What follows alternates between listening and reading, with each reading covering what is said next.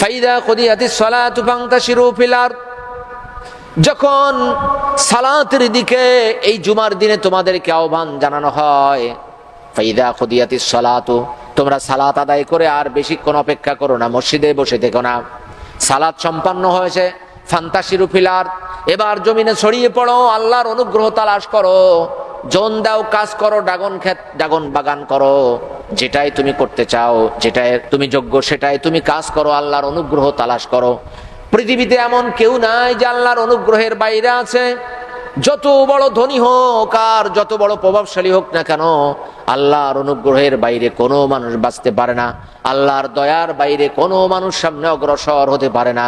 এজন্য আল্লাহ তাআলা আপনাকে আমাকে বলছে, বান্দা গরিব থাকলে চলবে না, তোমার রিজিক অন্বেষণের জন্য তুমি সামনে অগ্রসর হয়ে যাও। সুবহানাল্লাহ।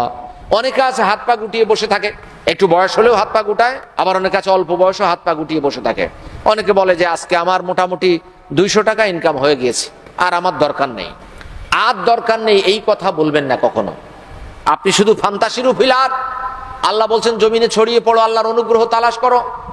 আল্লাহ আপনাকে বলেননি যে মোটামুটি একটা হলেই চলবে, আর বেশি লাগবে না তোমার। আপনাকে আমাকে সামনে যেতেই হবে, যেতেই হবে, তালাশ করতেই হবে।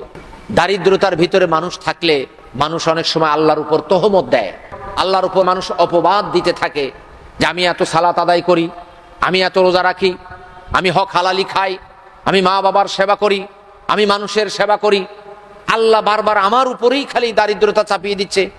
মেয়ের বিয়ে দেবো, টাকা নাই, ছেলেকে বিয়ে করাবো, টাকা নাই, আমার একটু চিকিৎসা করাবো, টাকা নাই, আমার স্ত্রীর সমস্যা, টাকা নাই, খালি গরিব হালত আল্লাহ আমাকেই দিচ্ছে, বলে না অনেকে। এজন্য আল্লাহ বলছে, বান্দা খবরদার, নামাজ পড়ে মসজিদে শুয়ে থেকো না যে কি সুন্দর একটা ফ্যান লাগিয়েছে ইমাম সাহেব, এই ফ্যানের দাম কত?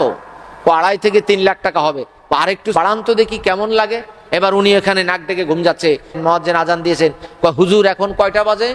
এখন আসরের সময় হয়ে গেছে।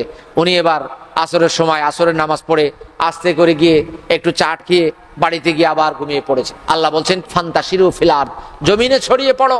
আপনি তো জমিনেই গেলেন না, হেলায় খেলায় আপনি